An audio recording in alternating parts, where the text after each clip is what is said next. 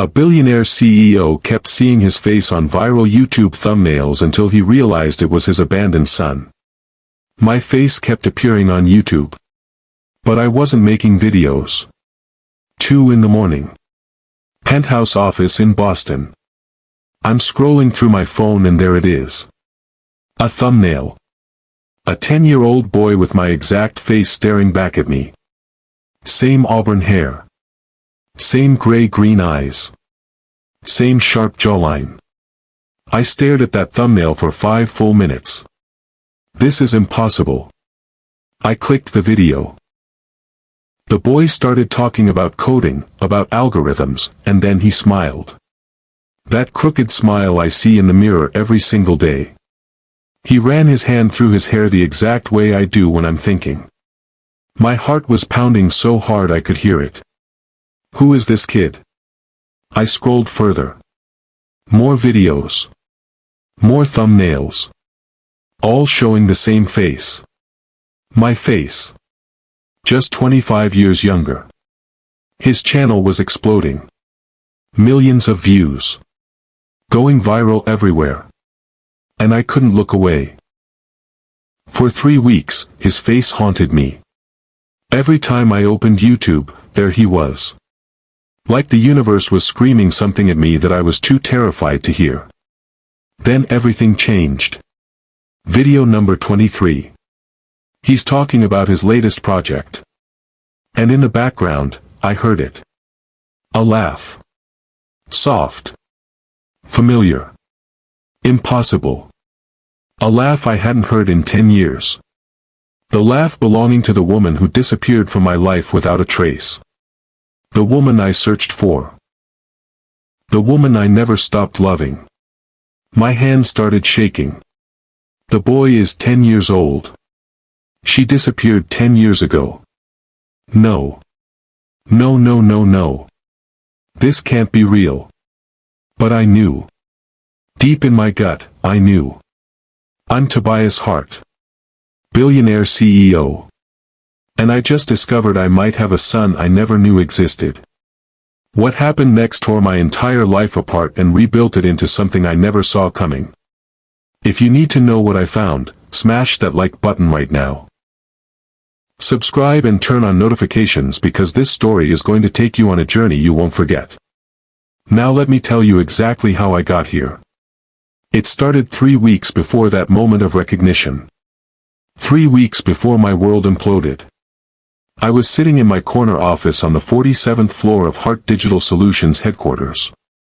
Floor-to-ceiling windows overlooking Boston's financial district. Everything I'd worked for spread out beneath me like a kingdom I never asked to rule. My assistant knocked on my door frame. "Mr. Hart, you have the quarterly board meeting in 20 minutes. I didn't look up from my laptop. Cancel it. She hesitated. "Sir, this is the 3rd meeting you've canceled this week. Your father is asking questions. Let him ask." She left quietly. Smart woman. She'd learned when not to push. I'd been CEO of Hart Digital Solutions for 8 years. 8 years of living up to expectations. 8 years of board meetings and acquisitions and making my father proud. 8 years of being exactly who everyone needed me to be. And I was dying inside. That night, I stayed late. I always stayed late. The penthouse apartment waiting for me 2 blocks away was just expensive emptiness. Marble floors and designer furniture and not a single thing that mattered. I pulled out my phone. Started scrolling through YouTube. I don't even remember what I was looking for. Distraction, maybe. Something to fill the silence. That's when I saw it. The thumbnail. A boy. Maybe 10 years old. Sitting at a computer, his face lit up by the screen glow. Dark auburn hair falling across his forehead. Sharp features. And those eyes. Gray-green eyes that looked like a storm over the ocean. My mother used to say that about my eyes. I felt something cold settle in my stomach. The video title read, 10-year-old coding prodigy builds app that helps homeless veterans. My finger hovered over the screen. Every instinct told me to scroll past. To ignore it. To pretend I hadn't seen the impossible resemblance. But I clicked anyway. The video opened on the boy sitting in what looked like a small bedroom. Posters of planets and coding languages on the walls behind him. He looked directly at the camera with a confidence that seemed too big for his small frame. Hi everyone. I'm Miles, and today I want to show you the app one built to connect homeless veterans with the resources they need. His voice was clear. Intelligent. Enthusiastic. And as he talked, explaining the architecture of his application, the database structure, the user interface design, I felt my heart start to race. He ran his hand through his hair when he was thinking. The exact gesture I made 100 times a day. When he smiled, really smiled, talking about how his app had already helped 17 veterans find housing, it was crooked. The left side of his mouth slightly higher than the right. I have the same smile. I watched the entire 12-minute video without moving. Without breathing. When it ended, I immediately searched for his channel. Miles's Mind. 400,000 subscribers. Videos dating back 2 years. Titles about coding, mathematics, science projects, artificial intelligence. I clicked on another video. Then another. Then another. Each one showed the same face. My face. 25 years younger. By 4 in the morning, I'd watched 17 videos. My eyes burned. My coffee had gone cold hours ago. The city lights below had started to fade as dawn approached. And I still couldn't stop. I told myself I was being ridiculous. Paranoid. The resemblance was just coincidence. The world had billions of people. Some of them were bound to look alike. But the rational part of my brain knew better. This wasn't just similar features. This was genetic. This was looking at a mirror of my childhood self. I closed my laptop. Stood up. Walked to the floor-to-ceiling windows and pressed my forehead against the cold glass. Who is that boy? The question echoed in my mind as the sun rose over Boston. As the city woke up below me. As my phone started buzzing with messages from my assistant about the meetings I'd missed. I ignored all of it. Because something had shifted inside me. Some door I'd kept locked for years had cracked open. And I couldn't close it again. Over the next 2 weeks, Miles's channel exploded. One video went viral. Then another. Then another. Suddenly he was everywhere. Tech blogs writing articles about the 10-year-old genius. News outlets interviewing him about his projects. His subscriber count jumped from 400,000 to 2 million in 10 days. And I watched every single video the moment it was uploaded. My assistant started to worry. Mr. Hart, are you feeling all right? You seem distracted. I'm fine. You missed the Sterling acquisition meeting. Your father called 3 times. Tell him I'm handling it. But I wasn't handling anything. I was sitting in my office at all hours, refreshing a 10-year-old's YouTube channel, studying his face frame by frame, looking for proof that I wasn't losing my mind. The videos showed a brilliant kid. Genuinely brilliant. He explained quantum computing concepts to elementary school students. He built AI programs that could recognize patterns in environmental data. He raised $50,000 for animal shelters by coding a viral game. And in every video, I saw myself. The way he tilted his head when he was concentrating. The way his eyes lit up when he solved a problem. The way he got so excited about an idea that his words tumbled over each other. I'd watched home videos of myself as a child. My mother had boxes of them. And this boy, this Miles, moved exactly the way I had. My rational mind kept trying to explain it away. Coincidence. Confirmation bias. I was seeing patterns that weren't there because I was lonely and desperate for connection. But then came video number 23. The video that changed everything.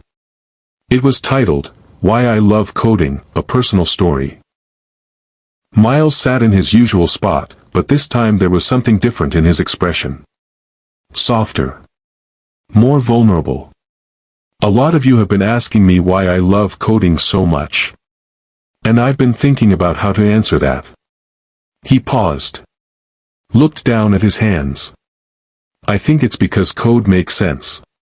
You put in the right inputs, you get the right outputs. There's logic. There's structure. There's a right answer. Another pause. Life isn't like that. Life is messy and complicated, and sometimes things don't make sense no matter how hard you try to understand them.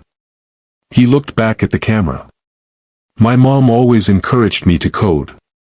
Even when we didn't have much money, she made sure I had a computer. She said that knowledge is the one thing no one can ever take from you. And then, from somewhere off camera, I heard it. A laugh. Soft. Musical. Lasting maybe 3 seconds. Miles smiled at something beyond the camera frame. Mom, you're supposed to be quiet when I'm recording. The laugh came again. Warmer this time. Affectionate. Sorry, sweetie. You're just so serious sometimes. The video continued. Miles kept talking about his coding journey. But I didn't hear any of it. Because that voice. That laugh. I knew it. I would know it anywhere. Even after 10 years.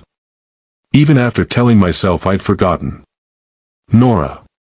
The name hit me like a physical blow. I played the video again. And again. And again. Just to hear those few seconds of her voice. It was her. I knew it was her. My hands were shaking so badly I almost dropped my phone. Nora Blake. The woman I'd loved with a desperation that nearly destroyed me. The woman who disappeared from my life 10 years ago without explanation. The woman I'd searched for until the trail went completely cold. I stood up. Paced my office. My heart was racing. My thoughts were spinning. The math was simple. Devastating. Impossible to ignore. Miles was 10 years old. Nora disappeared 10 years ago. No. It's impossible. She would have told me. She wouldn't have kept something like that from me. But even as I thought it, I knew I was lying to myself. Because the evidence was right in front of me. A 10-year-old boy with my face. With my mannerisms. With my smile. Being raised by the woman I'd lost. I sat down heavily in my chair. Put my head in my hands. Oh God. Oh God, what have I missed? To understand what those videos meant, you need to understand what I lost 10 years ago. You need to understand who Nora was. Who we were together. Let me take you back. 10 years earlier, I was 26 years old. Fresh out of business school. Heir to the Heart Digital Solutions empire. My entire life had been planned out before I was born. Schools I would attend. Degree I would earn. Position I would hold in the family company. I'd followed the script perfectly. Harvard for undergrad. Stanford for my MBA. Internships at the company every summer since I was 16. By 26, I was already on the board of directors. Being groomed to take over when my father retired. And I hated every second of it. But I was good at pretending. Good at smiling at charity galas. Good at shaking hands and making deals and saying exactly what people expected me to say. I was very good at being Tobias Hart, billionaire heir. I was terrible at being myself. That changed at a tech conference in Cambridge. The conference was focused on AI ethics and corporate responsibility in technology. My father sent me to represent the company. To network. To make connections that would benefit Heart Digital Solutions. I sat on a panel about the future of tech acquisitions. 5 CEOs and executives talking about innovation and growth and market dominance. It was the same corporate doublespeak I'd been hearing my entire life. Then came the Q&A session. A young woman stood up in the audience. She couldn't have been more than 24 or 25. Dark hair pulled back in a simple ponytail. No makeup. Wearing jeans and a sweater that had seen better days. She looked completely out of place among the suits and designer dresses. And when she spoke, her voice cut through the corporate noise like a knife. Mr. Hart, your company's latest acquisition gutted a startup that was developing accessibility software for disabled children. The founders were forced to sell because your company undercut their contracts and starved them of funding. Now that software will never be completed because it doesn't fit Hart Digital Solutions' profit model. How do you justify profit over purpose? The room went completely silent. I could feel my father's PR team tensing behind me. Ready to intervene. Ready to spin this into something manageable. But I looked at her. Really looked at her. And I saw something I hadn't seen in years. Someone who actually cared about the answer. Someone who wasn't asking to attack me, but because she genuinely wanted to understand if there was any humanity left in corporate America. I made a choice in that moment. I told the truth. You're right. I heard someone gasp behind me. I opposed that acquisition. I voted against it in the boardroom. I thought the accessibility software was exactly the kind of innovation we should be supporting, not destroying. But I was outvoted by the board. By people who saw the startup as competition rather than collaboration. I paused. So to answer your question, I can't justify it. I think profit over purpose is exactly what's wrong with corporate America. And I think sometimes legacy and conscience are incompatible. I'm still figuring out which one I can live without. The moderator quickly moved to the next question. The panel ended shortly after. But as people filed out of the conference hall, I couldn't stop thinking about the woman who'd asked that question. I found her an hour later in the lobby. She was sitting in a corner with a laptop, typing furiously. I walked over. That was a good question. The one about the acquisition. She looked up. Her eyes were dark brown. Intelligent. Guarded. That was a surprising answer. Most executives would have given me corporate PR garbage. I sat down in the chair across from her without being invited. I'm tired of corporate PR garbage. She studied me for a moment. Then closed her laptop. Why did you tell the truth? You know that's going to cost you. Probably. But lying would have cost me something else. What? I shrugged. The ability to look at myself in the mirror, maybe. She smiled. Small. Cautious. But genuine. That took courage. Or stupidity. I haven't decided which yet. I laughed. It felt good. Real. My father will probably disown me by morning. So I'm leaning toward stupidity.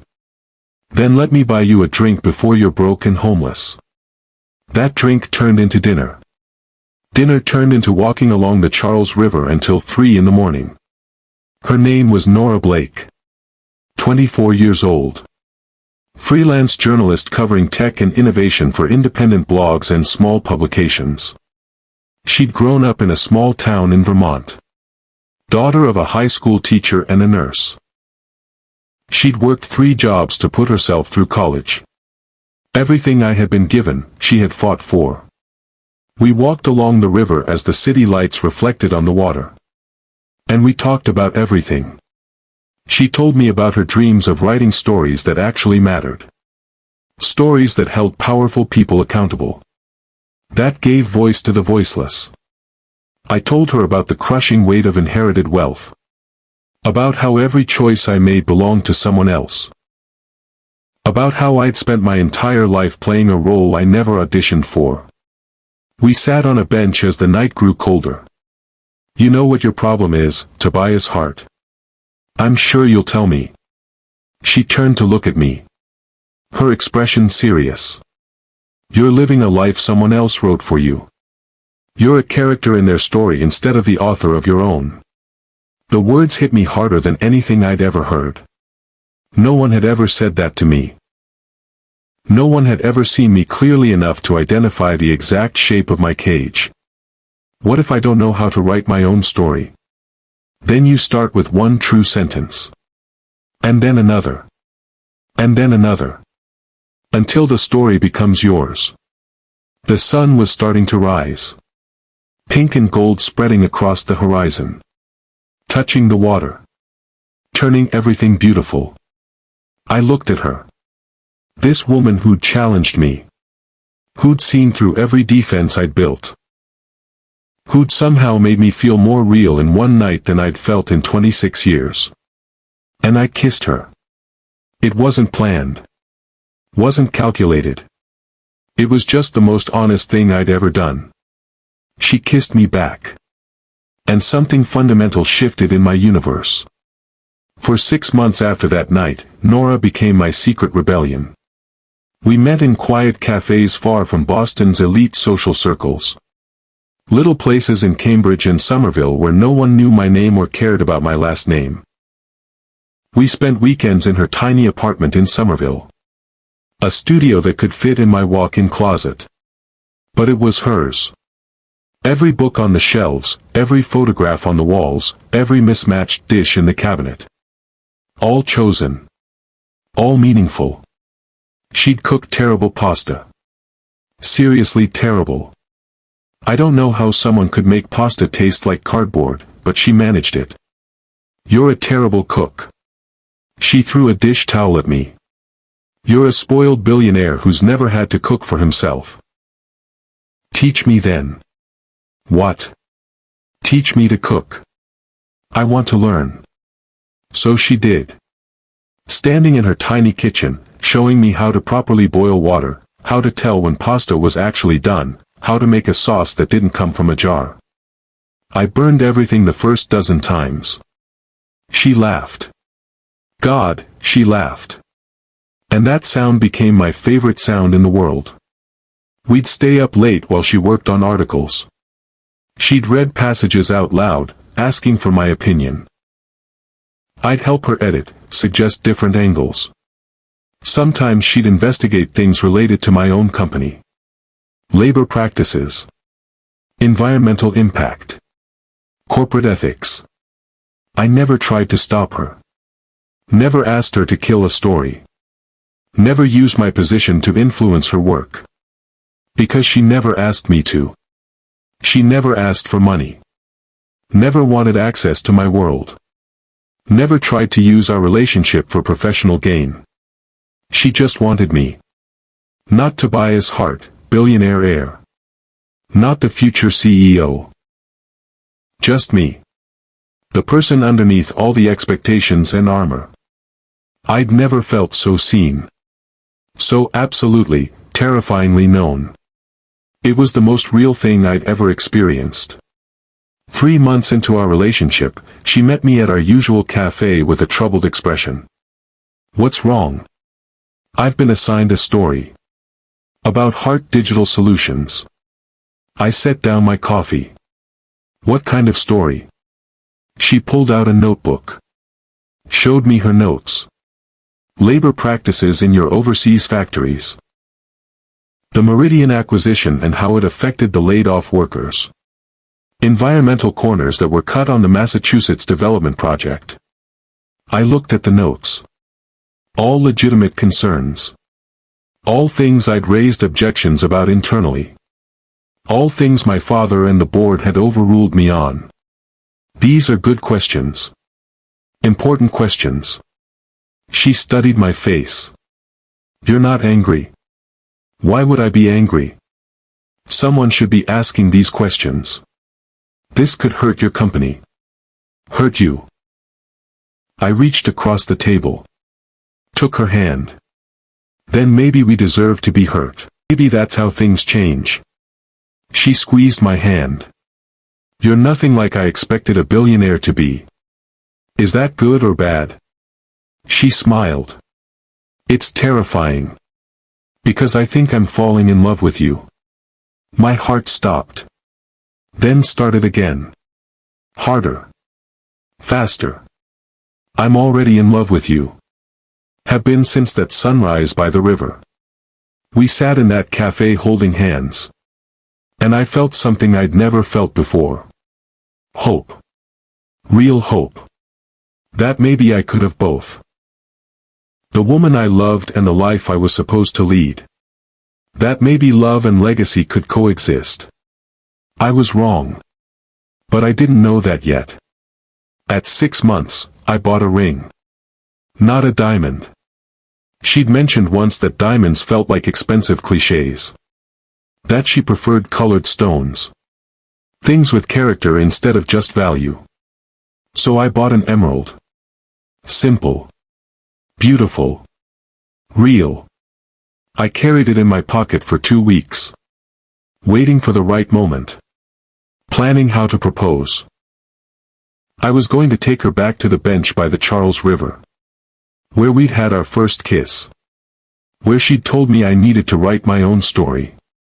I was going to tell her she was my story. My beginning. My everything. I was going to ask her to marry me. And if my family didn't approve, I would walk away. From the company. From the money. From all of it. I was ready to choose her over everything else. But I made one catastrophic mistake. I waited too long. I wanted everything to be perfect. Wanted to have a plan for how we'd handle my family's disapproval. Wanted to figure out the logistics of building a life that was actually ours. I waited. And waiting destroyed everything. 2 weeks after I bought the ring, my father called me into his office. It was a Tuesday morning. I'd spent the night at Nora's apartment. Woken up to her sleeping in my arms. Felt so completely happy that I'd actually laughed out loud. I should have known happiness like that couldn't last. I walked into my father's office and knew immediately that something was wrong. He sat behind his massive desk. His expression was cold. Controlled. Dangerous.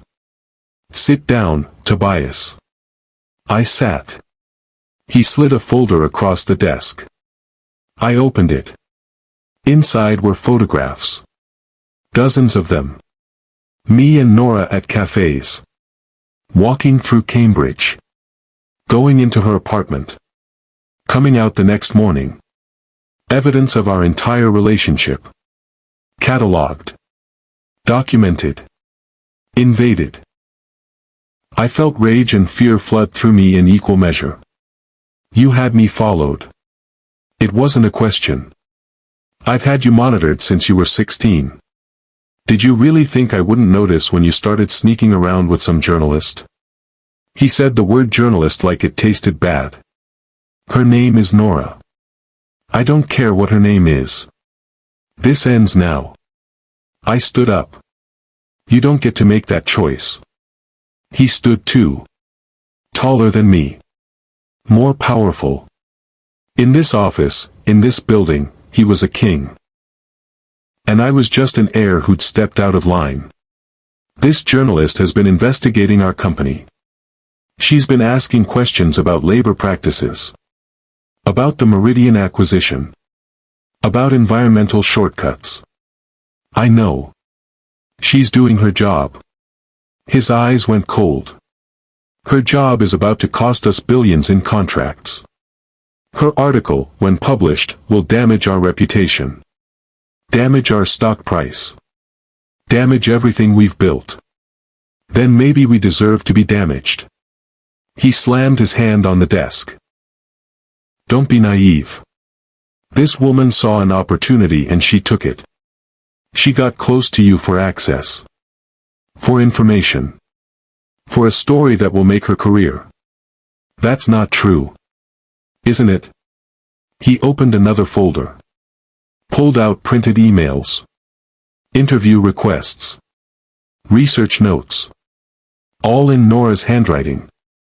All focused on the darker aspects of Heart Digital Solutions. She's been working on this exposé for months. Long before she even met you. That doesn't mean she's using me. Then ask her yourself. Before I could respond, he picked up his desk phone. Dialed a number. Put it on speaker. My heart was pounding. No. Don't. But it was already ringing. Nora answered on the second ring. Hello. Her voice. Sweet and familiar and completely unaware of what was about to happen. Miss Blake. This is Andrew Hart. Tobias's father. I think it's time we had an honest conversation about your intentions regarding my son and your planned article about my company. The silence that followed felt endless. I could hear her breathing on the other end of the line. Mr. Hart. I don't think this is an appropriate conversation to have without my son present. He's right here. Listening. My father's eyes were locked on mine. Tell him the truth, Miss Blake. Tell him about the exposé you've been working on.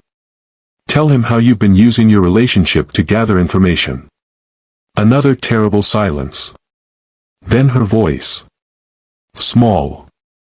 Shaking. Tobias. Please let me explain. It's not what it sounds like. But I couldn't hear anything over the roaring in my ears. Over the sound of my heart shattering into pieces too small to ever reassemble. Because the evidence was right in front of me. Her notes. Her research. All focused on my company. All gathered while she was with me. I stood up. Walked out of that office. My father called after me. Tobias. Don't be foolish. This is for the best. I didn't respond. My phone started ringing immediately. Nora calling. I declined it. It rang again. And again. And again. 17 calls in 2 hours. I didn't answer any of them. She left voicemails.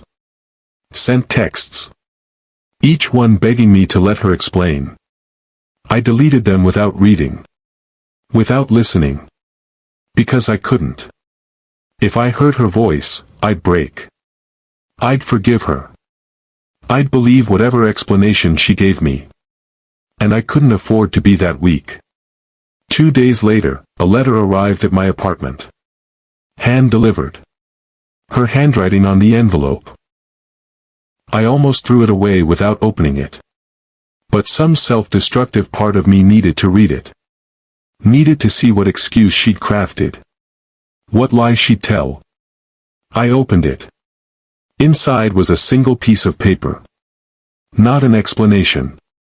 Not an excuse. Just 7 words. I'm sorry. You deserve better than what I can give you. Please don't look for me. That was it.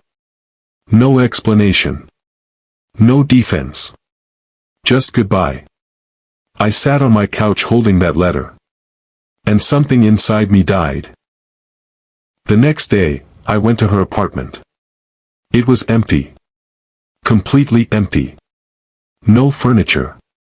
No books. No photographs. Nothing. Like she'd never existed. I hired investigators. Called every contact I had. Searched for weeks. Then months. Nora Blake had vanished. No forwarding address. No trace. No trail. Gone. After 6 months, I stopped looking. I told myself I'd stopped caring. I threw myself into work.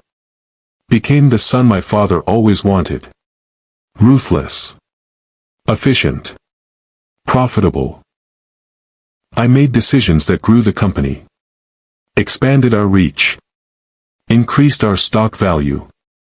I attended charity galas with appropriate women from appropriate families. I smiled for photographs. I said the right things. I became the perfect Tobias Hart. And every night, I went home to my empty penthouse and pretended I didn't dream about dark eyes and terrible pasta and a laugh I'd never hear again. I told myself I'd moved on. I was very good at lying. Especially to myself. Now, sitting in my office 10 years later, staring at a YouTube video of a boy who had my face, hearing Nora's laugh in the background, all those lies crumbled into dust. She hadn't used me for a story. She'd been protecting something far more important. Before I go any further, I need to pause for a second. Because I know some of you are watching this and relating to parts of this story. Maybe you've lost someone because you believed a lie. Maybe you let pride destroy something precious. Maybe you made a choice you can't take back. I want you to drop a comment right now and tell me. Have you ever had a moment where you realized everything you thought you knew was wrong?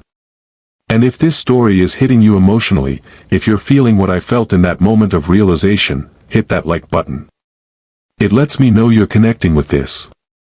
If you haven't subscribed yet, subscribe now. Turn on notifications.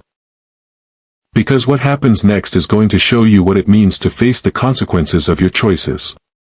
I'm about to tell you what I did when I realized that boy might be my son. And trust me, you need to hear this. Now let me continue. I sat in my office staring at that paused video for 20 minutes. Nora's laugh frozen in time. Miles's face filling my screen. I had to know.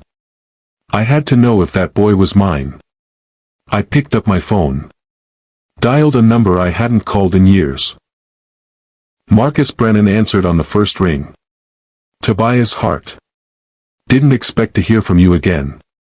Marcus was the best private investigator in Boston. Maybe the best on the East Coast. I'd used him years ago when I was searching for Nora. He'd found nothing. I need you to find someone. His tone shifted. Professional. Who? Nora Blake. Last known address was Somerville, Massachusetts. 10 years ago. I heard him typing. I looked for her a decade ago. Trail went completely cold. I know. But she has a son now. 10 years old. Runs a YouTube channel called Miles's Mind. More typing. What am I looking for? I closed my eyes. The truth. I need to know why she left. And I need to know if that boy is mine. Silence on the other end of the line. Then Marcus spoke, his voice careful. This could get complicated. I know. If he is yours, if she's been hiding him for 10 years, that opens up legal questions. Custody. Rights. Paternity. I don't care about legal questions. I just need the truth. All right. Give me 48 hours. Make it 36. I'll do what I can. He hung up. I sat in my office as the sun set over Boston. Watched the city lights come on. Watched people in surrounding buildings pack up and go home to families. To lives that made sense. And I waited. 36 hours felt like 36 years. I couldn't eat. Couldn't sleep. Couldn't focus on anything except my phone. Waiting for it to ring.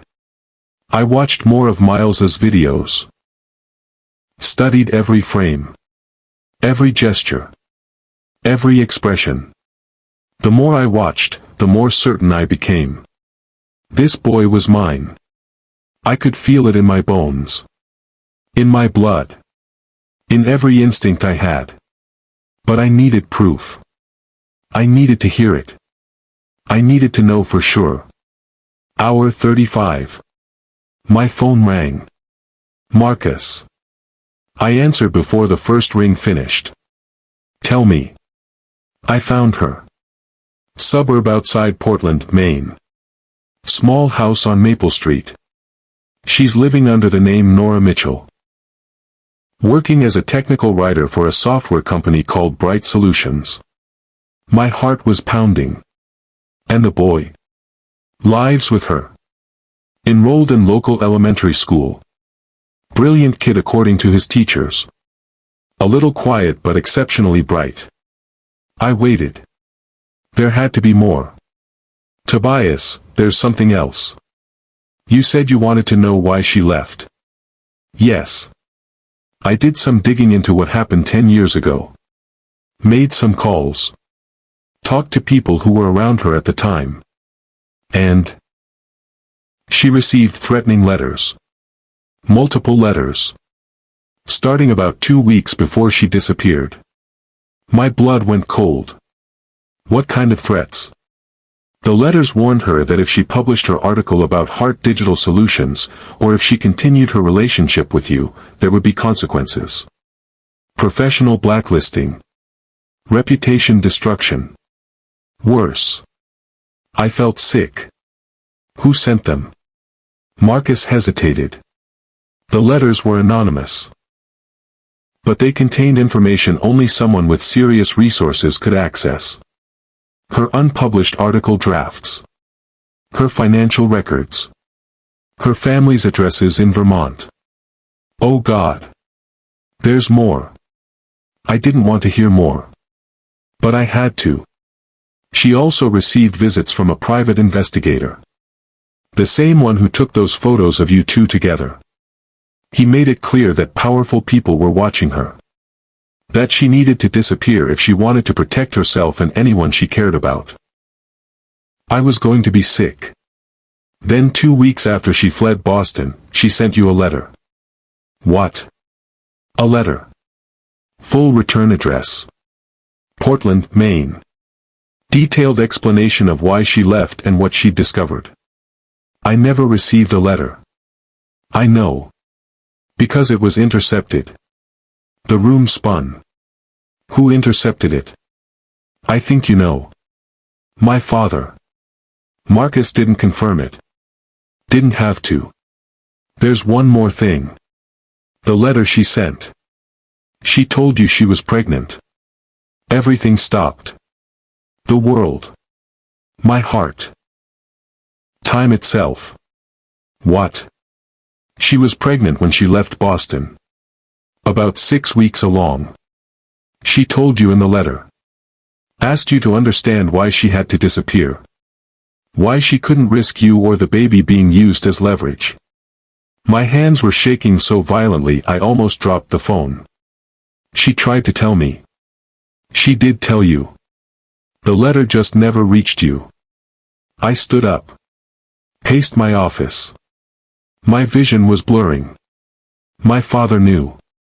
He knew she was pregnant. He knew I had a son. And he kept it from me. For 10 years. I'm sorry, Tobias. What else did you find? She's been raising the boy alone. Working full-time. No family nearby to help. It hasn't been easy from what I can tell. But she's done it. Miles. What? The boy's name is Miles. Yeah. Miles Mitchell. Smart kid. Really smart. Teachers say he's years ahead of his grade level. He's mine. It wasn't a question anymore. The resemblance combined with the timeline. Yeah. I'd bet everything on it. I need an address. Already sent it to your email. Thank you, Marcus. Tobias. What are you going to do? I'm going to see my son. I hung up. Pulled up my email. Found the address Marcus sent. 147 Maple Street. Portland, Maine. 4-hour drive. I looked at the clock. Midnight. I didn't care. I grabbed my keys. My wallet. My phone. Walked out of my office. Past security who looked confused to see me leaving so late. Got in my car. And drove. 4 hours through the darkness. Hands gripping the wheel so hard my knuckles went white. 10 years of grief crushing my chest. My father had threatened her. Had driven her away. Had intercepted the letter that would have told me about my son. Had stolen 10 years from me. From Miles. From all of us. The rage was so intense I could barely see the road. But underneath the rage was something else. Fear. What if Nora didn't want to see me? What if Miles hated me for not being there? What if I'd lost them both forever and this trip was just going to confirm what I already knew? What if I was too late? The questions circled in my mind as the miles disappeared beneath my tires. I drove through small towns. Through darkness. Through my own terror.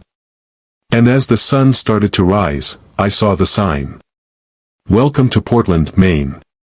I followed the GPS to Maple Street. The neighborhood was quiet. Middle class. Small houses with tiny yards. Nothing like the wealth I'd grown up in. But it looked like home. Real home. The kind built from love instead of money. I found 147. A small house. Light blue with white trim. A tiny garden in front. Flowers that someone had carefully tended. Warm lights glowing in the windows. I could see shadows moving inside. People. A life I should have been part of. I sat in my car for 20 minutes. Hands shaking. Heart pounding. Unable to move. This was it. Behind that door was the woman I'd never stopped loving. And a son I'd never met. A son who didn't know I existed. I took a breath. Then another. Then I opened my car door. Walked up the path to the front door. Raised my hand to knock.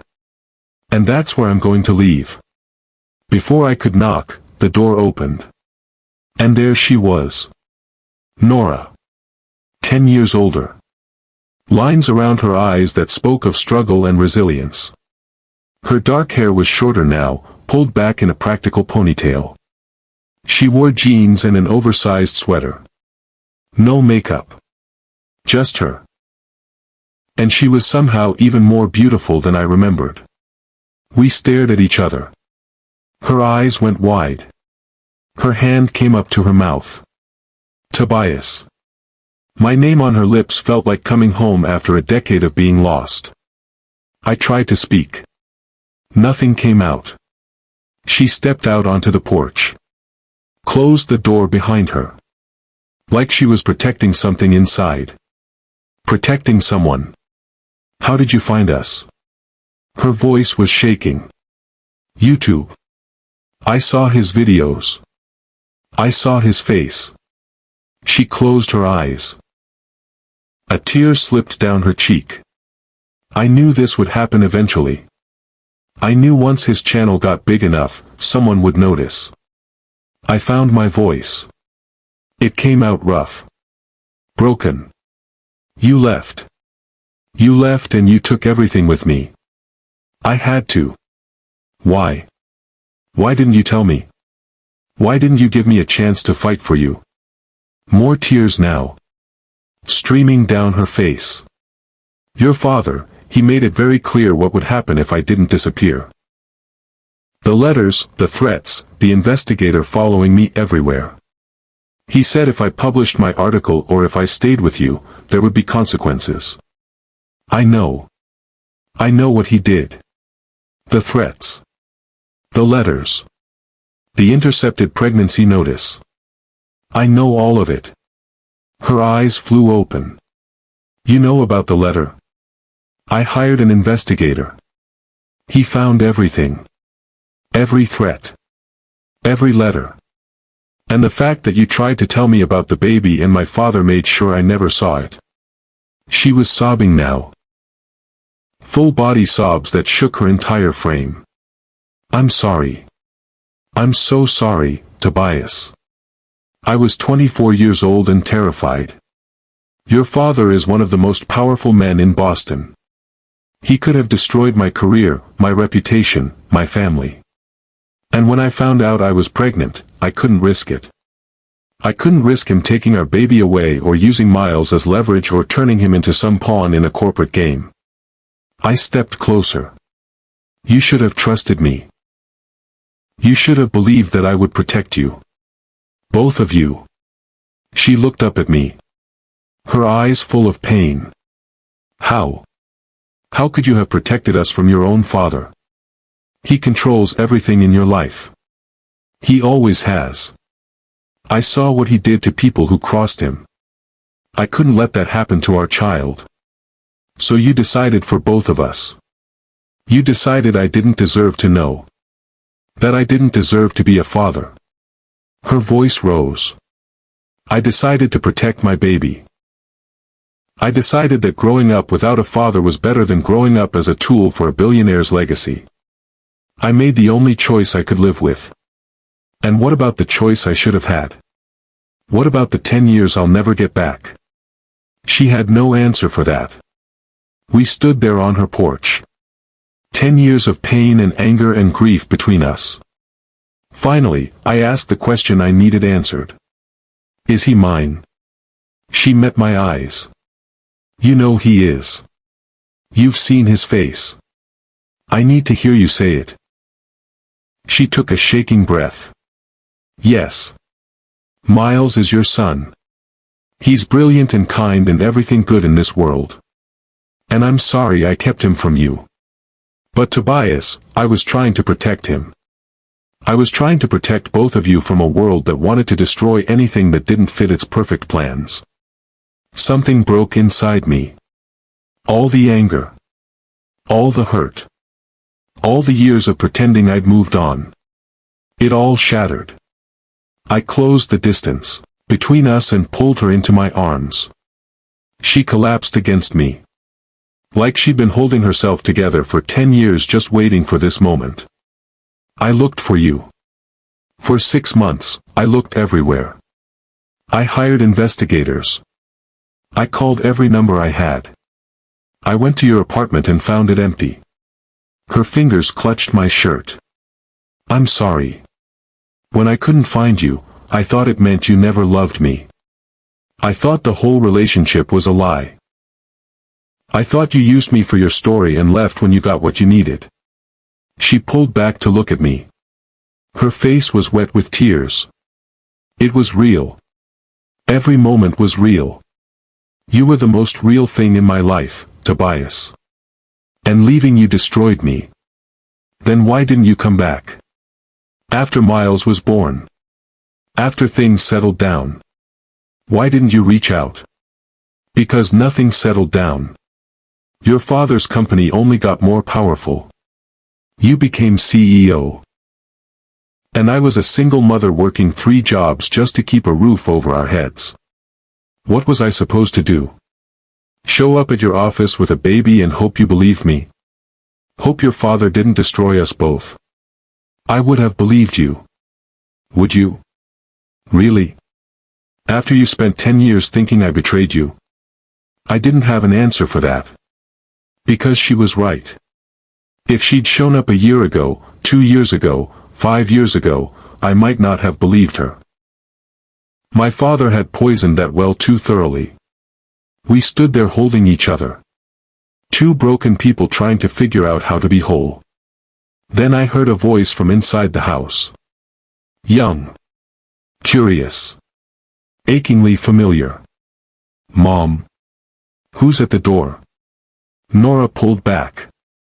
Her eyes met mine with a question and a permission. Someone I'd like you to meet. She opened the door. And there he was. Miles. Not on a screen. Not in a video. Real. Here. In front of me. He had my eyes. My smile. My entire face just 10 years younger. He was perfect. He looked at me with careful curiosity. The same expression I'd seen in his videos when he was working through a complex problem. Hi. You look familiar. Have we met before? I knelt down to his level. My throat was too tight to speak for a moment. No. We haven't. But I've watched all your videos.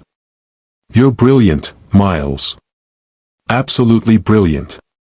His face lit up with pride. And in that expression, I saw Nora too. The best parts of both of us combined into this extraordinary human being. Thanks. Are you a programmer too? I am. I run a technology company in Boston. His eyes went wide. That's so cool. What kind of technology? And just like that, my son started telling me about his latest project. A machine learning program that could predict weather patterns. His hands moved excitedly as he explained neural networks and data sets and algorithms that most adults couldn't understand. I listened to every word. Watched every gesture. Memorized every detail of this moment. Nora watched us with tears streaming down her face. When Miles paused to take a breath, she said gently, "Miles, honey. This is Tobias. He's someone very important." She looked at me, asking silent permission. I nodded. "He's your father." The words hung in the air. Miles looked at me. Then at his mother. Then back at me. I could see his brilliant mind processing. Calculating.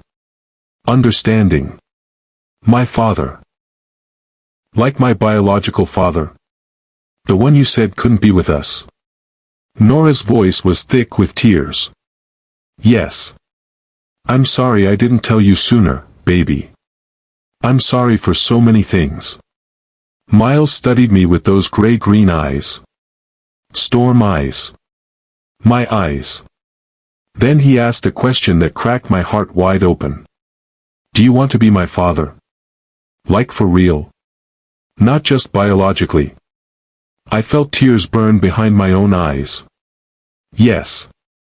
More than anything in the world, Miles. I want to be your father. I want to be part of your life. If you'll let me. He considered this seriously. Tilted his head the way he did in his videos when he was thinking. Then he asked, "Do you know Python?"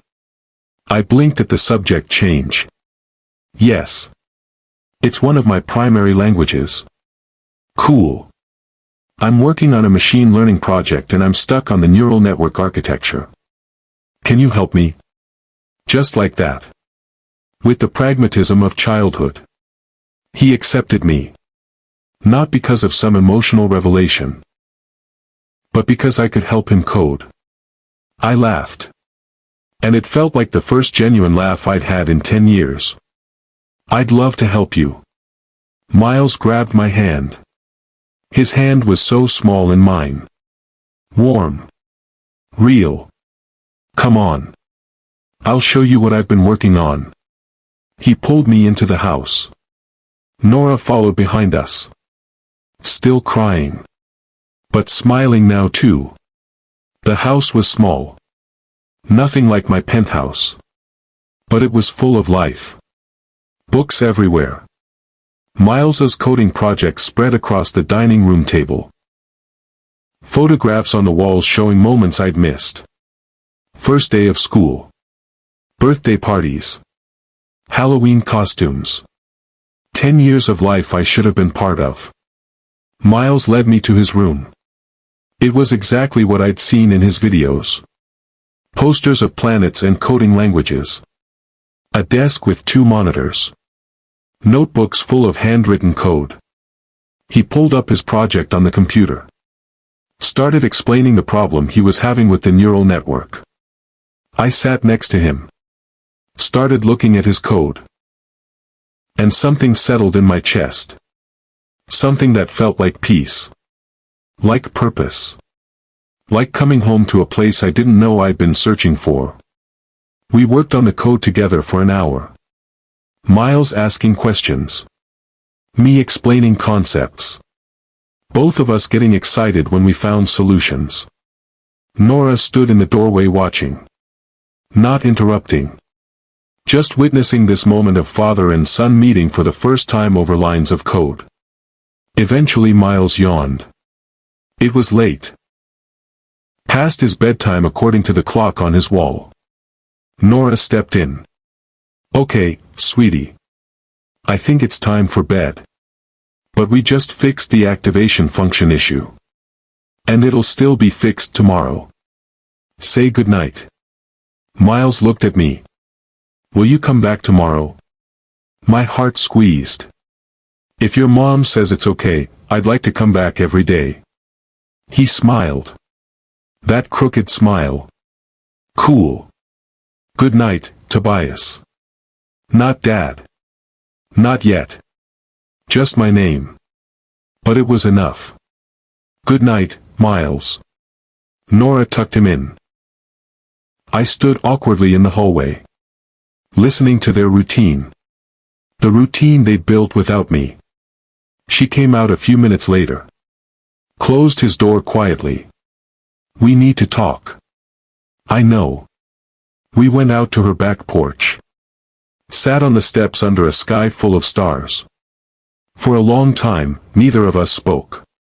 Then I said what I've been thinking since Marcus told me the truth. I can't forgive my father for what he did. For driving you away.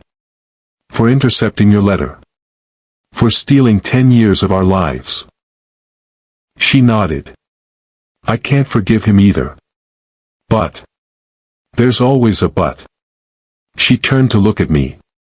But Tobias, I need you to understand something. Even without his interference, your world and mine were never meant to fit together.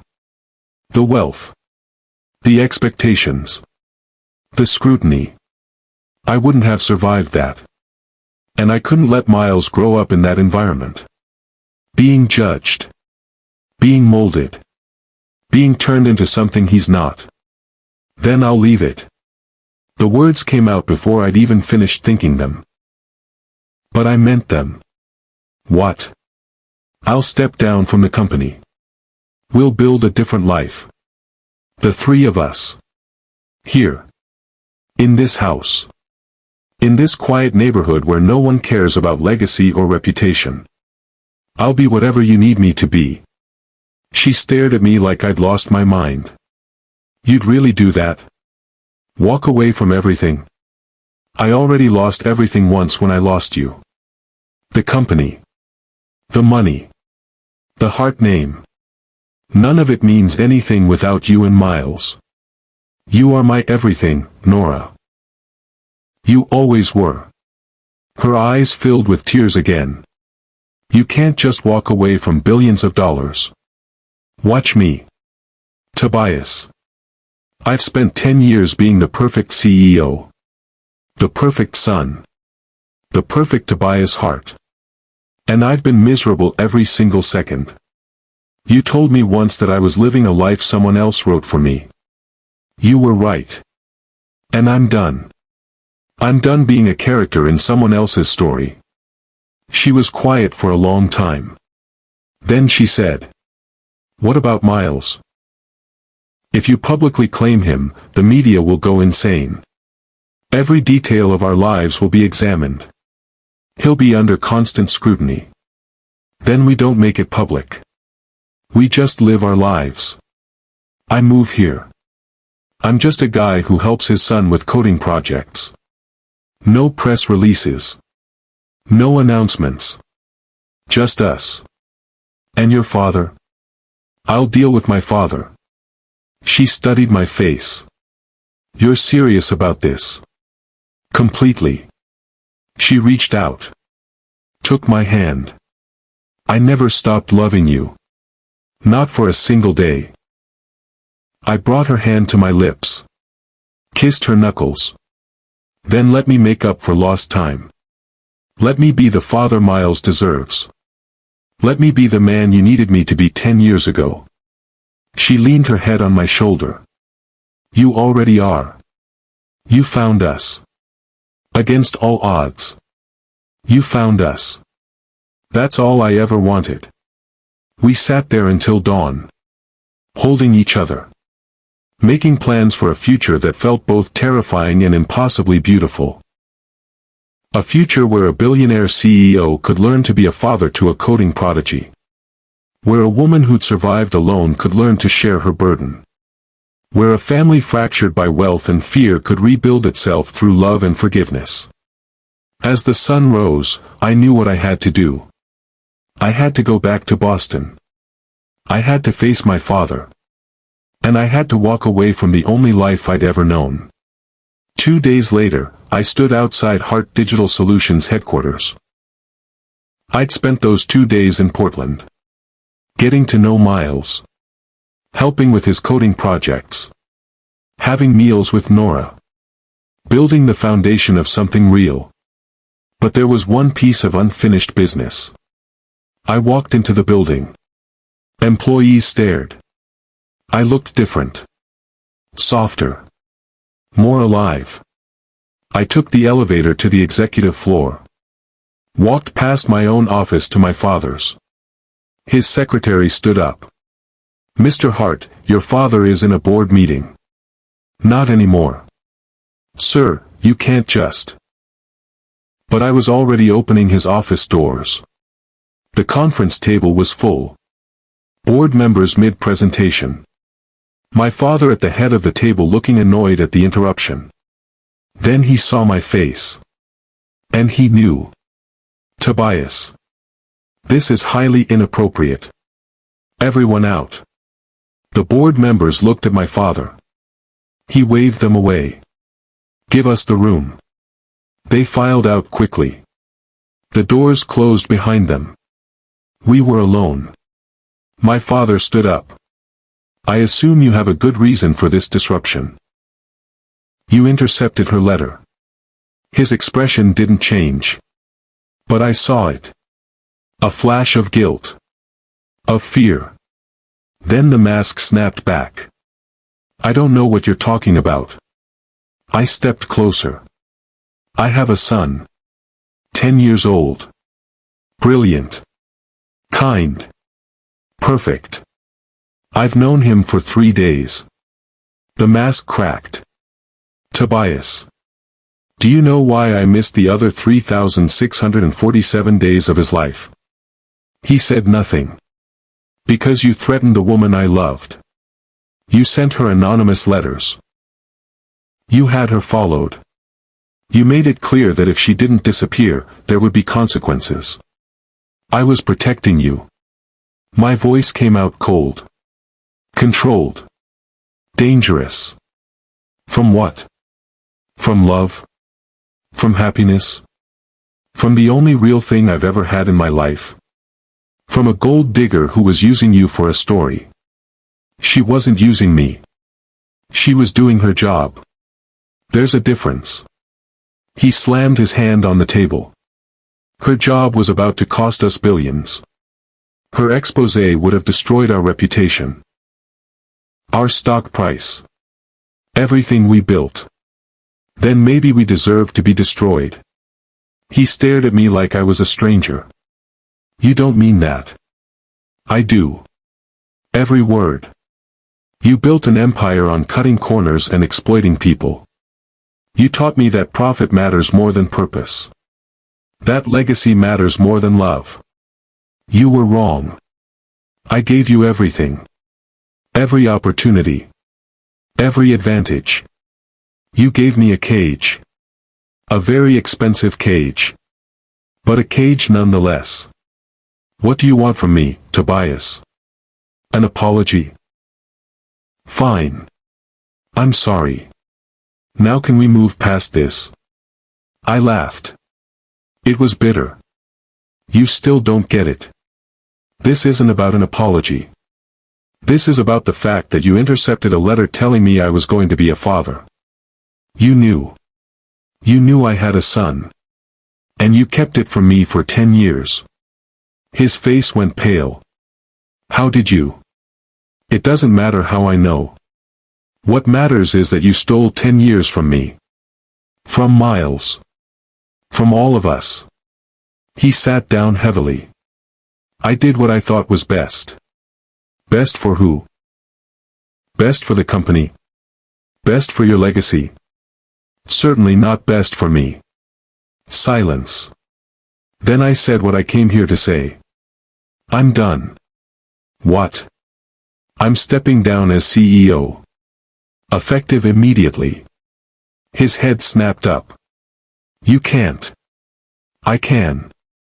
I own 40% of this company. I'm within my rights. This is insane. You're throwing away your entire future. No. I'm choosing my future. For the first time in my life, I'm making my own choice. Where will you go? What will you do? I'm going to Portland. I'm going to help my son with his coding projects. I'm going to make up for 10 years of bedtime stories. I'm going to love the woman you drove away. And I'm going to be happy. Something you'll never understand. I walked toward the door. My father's voice stopped me. You'll regret this. You'll come crawling back when the money runs out. When reality sets in. When you realize that playing house in Portland isn't a real life. I turned back to look at him. I already lived with regret. 10 years of it. It's suffocating. It's like drowning slowly and pretending you're fine. I paused. But this? This feels like breathing for the first time. I walked out. Left him alone in his empire. And I felt lighter than I'd felt in a decade. Okay, I need to pause here. Because I know some of you are watching this and thinking about the choices you've made. The things you've sacrificed. The people you've hurt or been hurt by. I want you to drop a comment right now. Tell me, have you ever walked away from something everyone said you should want? Have you ever chosen love over legacy? If you believe family is worth more than wealth, type family first in the comments. If this story is reminding you what really matters, smash that like button. And if you haven't subscribed yet, subscribe now. Because I'm about to show you what happened when I stopped being a CEO and started being a father. 3 months later, I was living in Portland. Not in Nora's house. I didn't push for that. Didn't assume I had the right. I bought a small house 2 streets over. 3 bedrooms. A backyard. Nothing fancy. Nothing like my penthouse. It was perfect. I spent my days consulting for ethical tech startups. Companies that prioritized purpose over profit. Using my expertise to help businesses that actually mattered. I made a fraction of my previous income. I didn't miss the rest. Miles and I had a standing coding session every Tuesday and Thursday evening. He'd come over to my house or I'd go to theirs. We'd work on projects together. Debug code. Talk about algorithms and neural networks and quantum computing. Sometimes we just watch terrible science fiction movies and argue about the physics. He still called me Tobias. Not Dad. But that was okay. I was earning that title. One debugging session at a time. Nora and I moved slowly. Carefully. Like 2 people who'd been broken and were learning to trust again. Coffee dates that felt like first dates. Long conversations about everything we'd missed. The years apart. The struggles. The moments of joy and pain. We didn't rush. Didn't force anything. We just existed together. Learning each other again. Older now. Scarred. But wiser. One Saturday, we took Miles to an arcade. He dominated every game that required strategy or quick thinking. Nora laughed. God, that laugh. The sound that had haunted my dreams for 10 years. I watched them together. Mother and son. The family they'd built without me. And I felt grateful. Grateful that she protected him. That she'd raised him to be kind and brilliant and good. That night, after we dropped Miles off at home, Nora and I sat in my car in her driveway. He's warming up to you. I smiled. He tolerates me because I can help with Python. She laughed. It's more than that. He asks about you. Wants to know when you're coming over next. That's big for him. My heart squeezed. I missed so much. She took my hand. You can't change the past. But you're here now. That's what matters. I looked at her. Really looked at her. I love you. I never stopped. Not for a single day. She leaned across the console. Kissed me softly. I love you too. Always have. Always will. It was the first kiss we'd shared in 10 years. And it felt like coming home. 6 months after I moved to Portland, Miles asked a question that changed everything. We were working on a machine learning project at my house. Debugging a particularly tricky piece of code. He suddenly looked up from the computer. When are you moving in with us? I blinked. What? You're at our house every day anyway. And Mom is at your house all the time when I'm at school. It's inefficient to maintain 2 households when we could consolidate resources. I tried not to laugh.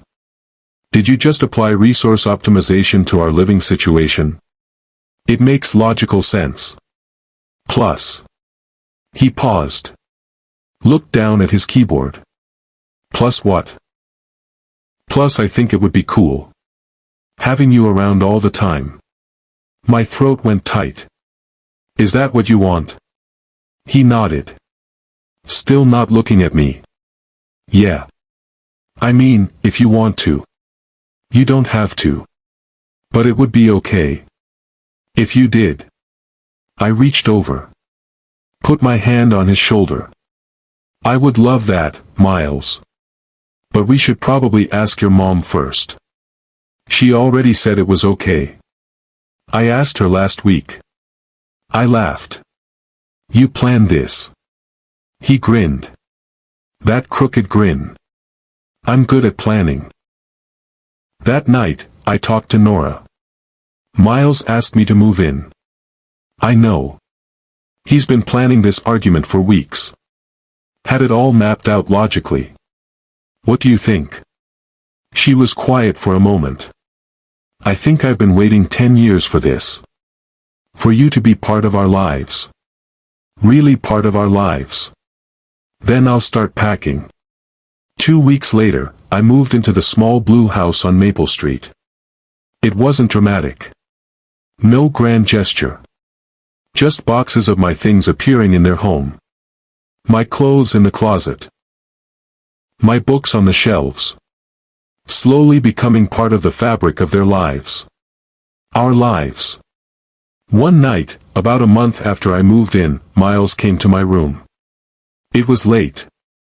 Past his bedtime. He stood in the doorway. Looking uncertain. Everything okay? Can I ask you something? Of course. He came in. Sat on the edge of my bed. Why weren't you there before? When I was little. The question I'd been dreading. I took a breath. Because I didn't know about you. Your mom and I got separated before you were born. And my father did some things to make sure we stayed apart. By the time I found out about you, you were already 10 years old. He processed this. Do you wish you'd been there? Every single day. I missed your first steps. Your first words. Your first day of school. Every birthday. Every milestone. I would give anything to have those years back. More silence. Then he asked. Are you going to leave again? My heart broke. No. Never. I promise you, Miles. I'm here now. And I'm not going anywhere. He nodded. Stood up. Okay. Good night, Tobias. He was at the door when I said. You can call me Dad. If you want to. No pressure. But you can. He turned back. Looked at me with those storm gray eyes. Okay. Good night, Dad. It was the first time he'd called me that. I had to wait until he left before I let myself cry. Miles's YouTube channel kept growing. 2 million subscribers became 3 million. Then 4. His videos were getting picked up by tech blogs. News outlets. educational platforms. He was becoming famous. And sometimes, in the background of his videos, you could see me helping him debug code, explaining a concept, just existing in his space. The comments section noticed. Who's that guy who looks exactly like Miles? Is that his dad? They have the same smile. We never addressed it. Never confirmed or denied. Some truths were too sacred for the internet. But Miles made one video that changed the narrative. It was titled, "Why Family is the Most Important Algorithm." He sat in his usual spot, looking at the camera with that serious expression he got when he was talking about something important. A lot of people ask me about algorithms. How they work. Why they matter. And I've been thinking about the most important algorithm in my life. He paused. It's not a coding algorithm. It's not machine learning or AI or quantum computing. Another pause. The most important algorithm is family. The pattern of connections that make us who we are. He talked about his mom. About how she'd worked 3 jobs to give him opportunities. How she'd encouraged his love of coding even when they couldn't afford new books. He talked about learning that family isn't just who you're born with. It's who shows up. Who stays? Who chooses you? And then, he gestured off camera. I recently found out that family can also be the people who find their way back to you. Even when it seems impossible. The camera shifted slightly. And there I was. In the background. Helping Nora set up for his next video. Miles continued. I used to think I only had my mom. And she was enough. She's always been enough. But now I have my dad too. And I'm learning that family isn't a simple equation. It's complex. It has variables. Sometimes it breaks. Sometimes it heals. Sometimes it finds patterns you didn't know were possible. He looked directly at the camera. The most important algorithm is the one that brings people together. That's what family is. The video went massively viral. 10 million views in the first week. Comments poured in. This is the most wholesome content on the internet. I'm crying. That man in the background looks exactly like Miles. This family is everything. Media outlets picked it up. Billionaire CEO walks away from empire for secret son. Tech genius finds his coding prodigy son through YouTube. The most heartwarming story in Silicon Valley. We got calls. Requests for interviews. Documentary offers. We turned them all down. Because this story wasn't for public consumption. It was ours. Just ours. 1 year after I moved to Portland, Nora and I got married. Small ceremony. Just the 3 of us and a judge. No guests. No publicity. Miles was our witness. He wore a suit that was slightly too big. Stood between us as we said our vows. When the judge pronounced us married, Miles said, "Does this mean we're officially a family now?" Nora and I looked at each other. Then at him. "We've been a family for a while now, buddy. This just makes it legal." He grinned. "Cool. Can we get pizza to celebrate?" We got pizza. Sat in our small house eating pepperoni and laughing about nothing in particular. And it was perfect. More perfect than any charity gala. Any boardroom victory. Any billion-dollar deal. This was real. This was life. This was everything. 2 years after I found that first YouTube thumbnail, I sat on my back porch watching Miles and Nora in the yard. They were testing a drone Miles had programmed. It kept crashing. They kept laughing. My phone buzzed. A message from Marcus, my investigator. "Thought you'd want to know.